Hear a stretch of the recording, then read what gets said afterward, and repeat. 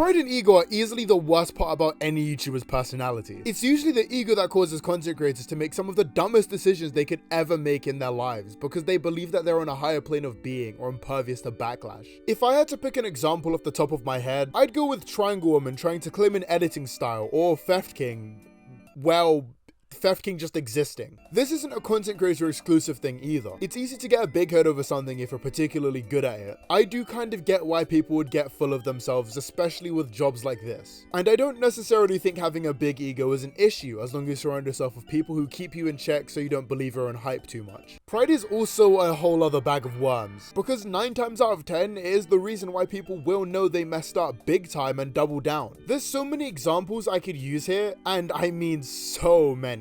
Even just people I've covered on this channel, like Camilla Cuevas, or Mirth, or, and this one is going to be a real surprise, Theft King, again. Sometimes people need to figure out when to take the L and apologize. And while people not doing that has brought some of my best hits, it could destroy whatever fan base a YouTuber has built up, and that is not funny, most of the time. Once again, being prideful isn't an issue if you pull your head out of your ass occasionally to check that you're not / am I the asshole. The issue begins when a person is so stubborn and headstrong that they make various bad decisions in order to protect their incredibly fragile ego, such as punishing people who talk about other YouTubers in your Discord server, striking down videos, lying to your audience for sympathy, and worst of all, being a scaly furry. I'm joking about that last one, but GeroShadowScale is a f***ing pussy. Hello, it's me, the guy that makes a living talking about irrelevant internet shit. Thanks for watching those 2 ads, by the way. While filling my pockets with AdSense money is just the best, I would appreciate it a little more if you could subscribe, because this number has got to change. I want to try and get to 100k before the end of 2023 and hit 50k before my birthday, and you could help. I also have channel memberships enabled, so if you have $5 lying around and want to give even more money to me, then there's that too. Discord and Twitter are both linked to my pinned comment if you want to interact with yours truly, and that's it. Back to the video. My new intro.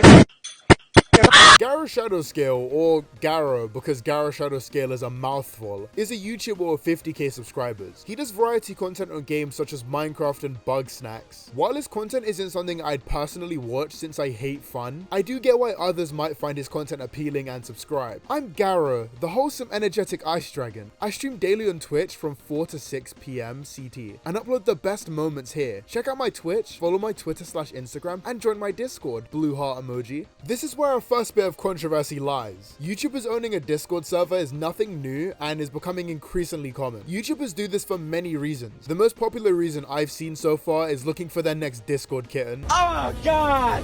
The issue people have with Garo specifically is the very odd rules put in place for arguably no reason. Due to past overwhelming server issues, active streamers / YouTubers are not allowed here. Do not ask about advice / resources. Do not mention your own or anyone else's stream, server, etc. directly or indirectly, whether in my server or in DMs through my server. Like none? Like not even me? The first rule straight up banning content creators is what caught a lot of people's attentions, because why have a rule like this in place? Also, overwhelming server issues were caused by other YouTubers being here? With the other 2 rules being in place, there was likely no YouTuber drama taking place here anyway. And if the issue was self-promo, then just have a rule against that instead of banning all content creators. That's pretty content creator phobic, my dude. My lawyers will be in touch. You also can't reply and tag people. Well, there goes my plan. Hey Zach, I hope you have a good birthday. Just remember to keep the attention slants focused on myself in my server / stream. It really felt like you were pushing a birthday topic and gift topic a bit much. Then when we were mentioning that you couldn't post a pic, it felt like you were baiting for a gift sub for DMs to ask about your gift. Don't do that again, alright? Okay, my bad. I didn't know that. I didn't know I was drawing a lot of attention to myself. Sorry about that. All good. Just remember for the future, emoji. Okay, thanks. Yeah, that's right. You better not celebrate your birthdays in my server again. In my server, join my Discord server. In my server, I kind of just have basic rules against being a bigot or being annoying, and seems to be running pretty smoothly, so I'm not sure these extra restrictions are really needed. Also, there's a rule about DMing him, but he also sells that as a tier on his Patreon. About that Patreon actually. Top donation tiers gives you a lot of benefits like being added on VR chat and Steam, something I was doing for $5 by the way. Wait, what? I could be charging this much money for you to add me on Steam? All joking aside, I don't control how people spend their money money. And if they choose to use it in that way, that's their call, and it's not a big deal. $250 to have a DM conversation with the guy is crazy though. Whoa, $500 for a whole 2 DMs? That's a steal. I gotta sign up right now. Garo did eventually make a response to these criticisms, which made me ruffle my eyebrows a little bit. Firstly, Garo counterclaims about having a mostly minor audience using YouTube analytics. Now, the next thing, I've seen some people saying that my community is mostly made up of minors, and this is simply not true. YouTube is one of my biggest platforms and has some of the best analytics. And if you go down here, you can see that over 75% of my viewers are between the ages of 18 and 44. Yandere Dev, is that you? People can just lie. You really think someone would do that? Just go on the internet and tell lies? I don't give a flying f what this says. The majority of the people watching my videos are kids, because the biggest amount of people on YouTube are kids, and since they don't have anything to do outside of attending school, of course it's kids. Duh. Regardless of Patreon status. And I do that because I love it. I love talking to my viewers and hanging out with my community. But for people who want more options, the tiers exist. It's 100% an extra thing that people can choose to pledge to if they want to. This is very fair, because I've said this a million times. As long as it's not my own name on it, people should be spending their money however they want to, as long as it isn't putting them in poverty or something. And that's it. No, it wasn't. Of course it wasn't. Garo made another response video that was 1 hour long. Why? I spent about 4 minutes going through everything that was relevant. How the f did you get the video to this length? So here is my GeroShadowScale debunk all the lies section of the video. Kill me now. Surprise face reveal. If you haven't seen my real face before, here you go. This is Garo the Dragon in the flesh. We need to talk about something important. We need to talk about the controversy, and we need to talk about the accusations that haters are attacking me with. Starting with the first one, where haters accuse me of having an audience that consists mostly of minors, even though there's no proof of this whatsoever. And in fact, I made a video about a year ago in my statement video where I showed that 6.7% of my audience was minors, meaning that 93.3% of my audience was not minors. And their response was they said, oh, well, they can lie, YouTube viewers can lie, your audience is lying, your audience is still mostly minors. If that's so, where is your proof showing them that they are in fact minors? Oh yes, of course. I'm going to reach into the internet and pop out of some kid's iPad or something and then ask them their age. Except obviously that's not how this works. You make Minecraft content, my guy. There is no way you actually believe these analytics reflect reality. There is also a now proven false accusation of Garo sending NSFW to minors. I won't focus too much on it because it was fake, but I would like to bring it up so people know that I'm not ignoring it and so people don't further spread misinformation. But even after that happened, what happened as a result? Did cancel culture, did they like apologize to me? Did they feel bad for pushing a criminal accusation against me that caused a lot of hatred and judgment and harassment towards me and community members? No. They swept it under the rug. They acted like it never happened. Like, oh, no. Like, we aren't, like we don't make mistakes. Like, we're just going to pretend that never happened. And you know what? We're just going to attack Garo for other things instead that haven't been disputed yet. Yeah. Right, the next accusation, where haters accuse me of being abusive to viewers. They cherry-picked very specific conversations, probably like 0.1%, if not even less, of all the conversations I've had, completely misinterpret them, and then formulate some kind of conclusion and judgment and narrative about me without really having any genuine evidence. Wait, but that's literally evidence. Been showing up to most of the Twitch streams, played marbles bunch of times. My Twitch name is Redacted. Sorry you've had so much issues with your tech, hehe. You came on the 9th of the 4th, 9th of the 8th, 9th of the 9th, 9th of the 10th, 9th of the 14th. For a total of 2 hours and 10 minutes watch time. That's not even the full duration of a single stream. I see you sending lots of messages, but they seem to be condensed within short time bursts. Your low watch time suggests that you're coming and going rather than just at least having the stream open when you can't be active. Due to all of that, you don't qualify for regular status. You'll have to do better, much better. Oh, okay, well, kinda hard for me to leave the stream on when I'm supposed to be sleeping, but oh well. Focusing on the first one for a minute. Garo's way of making his viewers watch more of his streams is through a role given to people who have watched a certain amount of his streams. This is a bad idea for multiple reasons. Your fans are going to want to be acknowledged, and while that now gives them incentive to watch more of your streams, but if your audience needs extra incentive to watch one of your streams, then maybe your streams aren't that interesting. Interesting. Also, cherry picking doesn't really work here because being a to your fans is still being a to your fans. Oh, and that second screenshot. This is a surprise tool that'll help us later. Let's talk about more of this regulars role Garo has. So let's start with the first one. Let's talk about regular status. Before I explain this, we need to talk about what regular status is. So regular status is an opt-in system. We need to be very clear about this. It was and always is an opt-in system where users, they basically ask to opt in to regular status tracking to try to get regular status if they come to my Twitch streams enough. Basically, I stream 21 hours a week. If they're there for at least 15 out of those 21 hours a week, they get regular status. So what does regular status do? It basically gives them the ability to play with many games with me for free, whether it be Minecraft, Terraria, or in the past like Among Us, Jackbox, VR Chat, when we played those games more. So let's just get one lie out of the way very quickly. People who say that, oh, he'll only play with you if you pay him money. That's a lie. Regular status is completely free. Anybody can opt in as long as they follow the rules.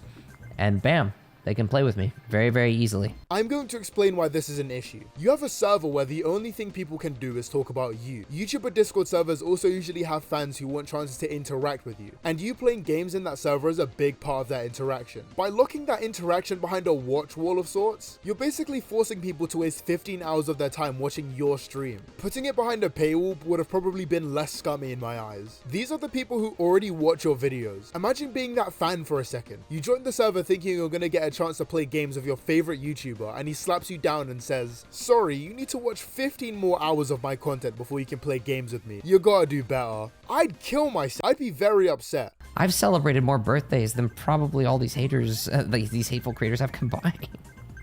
I celebrate tons of fewer birthdays. I have a whole list. I don't doubt that. That's great if you do. My issue is that a dude announces their birthday and your immediate response is, hey man, don't talk about your birthday in my chat. General chat is all about me. And all of the examples he uses later are in DMs, further backing up the idea that all public discussion should be about him.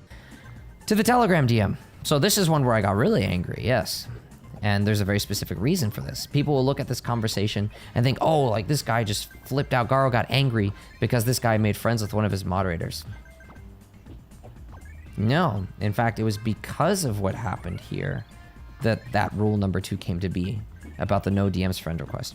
Prior to this, there was nothing wrong with that. And I mean, I was aware that there were DMs, that there was friend requests, and there was nothing wrong with this. This was perfectly allowed at the time. But because of this interaction, that's why rule number 2 was created. Why? What went wrong in this situation that made me realize that in order to prevent this bad thing from happening again, I had to add rule number 2 to prevent the DMs and friend requests? There's a very critical component of the conversation that the internet is overlooking, that haters are conveniently skipping past, the part where he pulled my moderator to his own server. I was very angry because my moderator, who is someone I really trust, was convinced to break rule number 1. The reason I felt like it was required to play this clip in full is because this maybe is the dumbest reason I have ever heard for banning someone. And look at how mad he is. He is unironically genuinely upset by this. Someone on his server managed to make friends of one of his mods and was invited to another server. Why are you even like remotely mad? How dare you have friends who invite you to Discord servers? When people say you're a narcissist, this is what they mean. That is why I'm the most vulnerable and you are extremely dangerous. I have never seen someone who could build such incredibly strong attachments with my mods through DMs and completely behind my back too. What's their name? Out of all people, you turned him. My mind was blown. Just inviting him into that server is cause enough for a ban. But the fact that he built such a strong attachment with him that he wrestled with me in that biased way for 2 nights. Not 1, but 2. I won't risk such an extremely powerful connection like this remaining or any other forming. It's clear I have to be more aggressive towards certain personality types and perhaps tighten my rules even further than they already are, to further reduce the risk of this sort of thing happening in the future. Because one of his mods was invited to a Discord server by a friend, and he tries to paint this like it's such a terrible act too. Extra furious because he had gotten so cuddly, so close and attached to this moderator in DMs that now this moderator was trying to rationalize with me and rationalize with this decision of it being okay for them to violate rule number 1. That's why I was very angry, because he went after the most influential people on my server, the people I trusted the most, and he made them okay with breaking the server rules. The people who were supposed to enforce them, suddenly he made one of them okay. I'm trying my absolute best not to call this guy a cliche Discord mod, but come on. It was a emote server. How is this a real reaction from a human being? Ironically enough, the next section I'm going to cover is one called cult accusations. I don't know if he's being those allegations. Right, and then people will say I have a cult for a community because like everything has to be always about me and they can't talk about anything else. When in reality, that's completely not true. And my community knows this, which is why they don't fall for this lie. We have general channels where people can literally talk about gaming, music, memes, and like not to mention, like I said, with those Discord streams, we're literally hanging out every day. People talk about their day, they talk about the games. They're not always talking about me.